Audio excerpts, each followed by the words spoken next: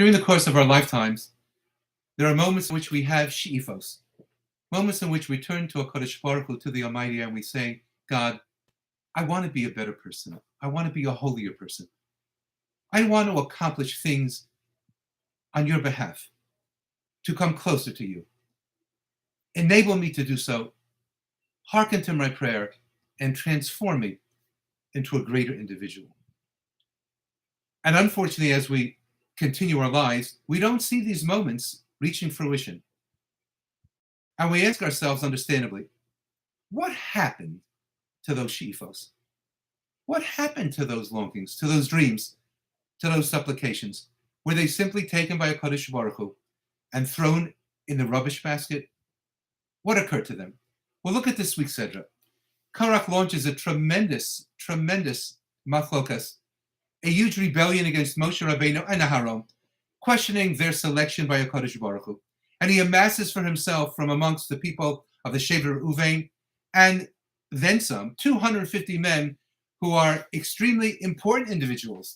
These are not simply peoples of rebellion. They are, as described in Psukim, the Siyeda, Kriye Moed, Anshe Shem. They are people of exemplary notoriety, of wonderful esteem. And they all get together, they march over to Moshe Rabbeinu, and they say, we're questioning exactly what's going on. Moshe Rabbeinu, quite disturbed, ultimately turns to them, instructs them to take the ketores, to take the machtos hanachoshes, to take the copper pans, to place the ketores upon them, to approach the Ohel Moed, and to await HaKadosh Baruch Hu's response. We know that ultimately, after much warning to the Bnei Reuven, to Ben Pelas and Bnei Yehuda, some who were saved, to Dasan and Aviram, to the 250 people, most of the people did not beg down. And Korach ultimately and his cohorts are swallowed into the earth. And we are told that regarding the 250 people, the Eish Yotze Me'es Adonai, Vatochal Esach HaMishim U'Masayim Ish Makrivei Aptores.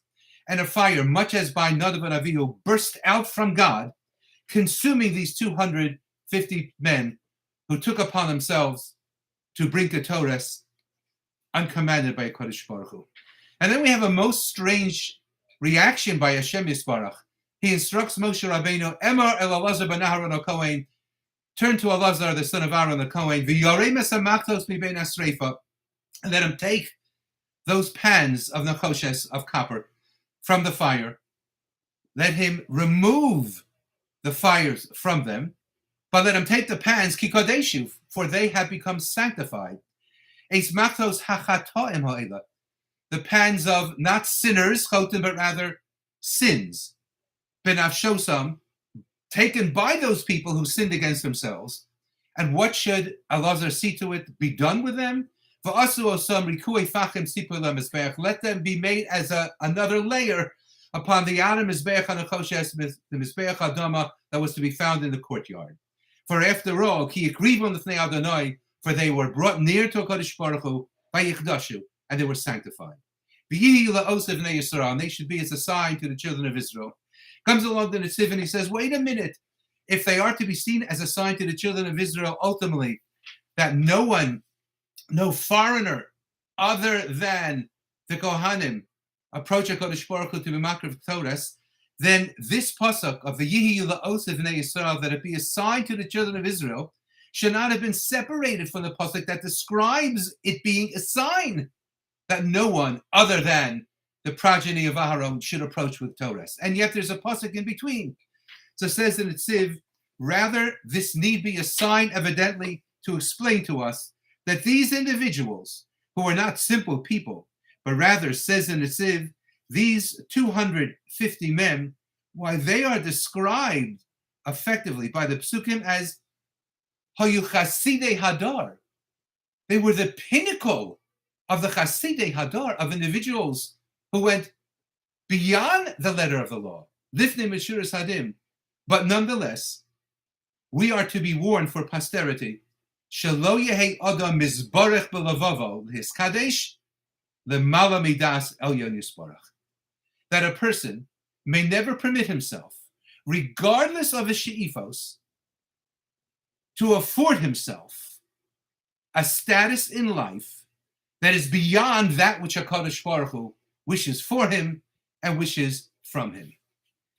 And indeed, based upon this Netziv, I would suggest that much as the Gemara in Brachos tells us of the story of Rabbi Meir, who was being bothered by certain ruffians in town and was going to be mispallah that they die, but he was corrected by his wife Bruri, who said, the pasuk doesn't say, Yitamu chotim min haaretz urisham odinam.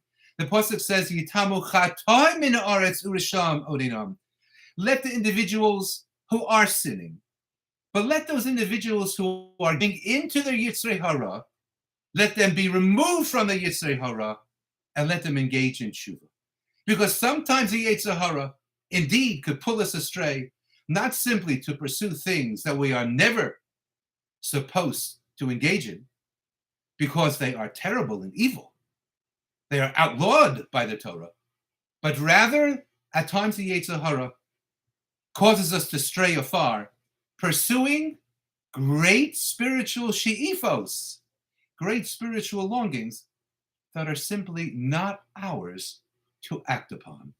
To have them and be motivated by them is one thing, but to act upon them is not acceptable. And therefore, the psukim here, in the description of those individuals, indeed refer to the hands as a machtos hachatoim ha'ela, not the machtos of chotim, of sinners, but machtos of chatoim, of those who gave in to their sin, even if it was a she'ifa, acting upon a tremendous, deep-seated longing for spiritual ascent.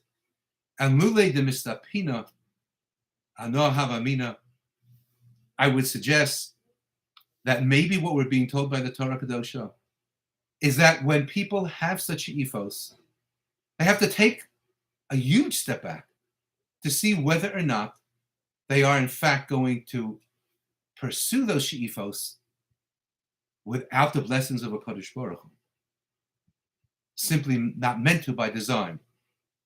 But nonetheless, what happens to those she'ifos, to those longings, to those moments of yearning to be closer to the Almighty?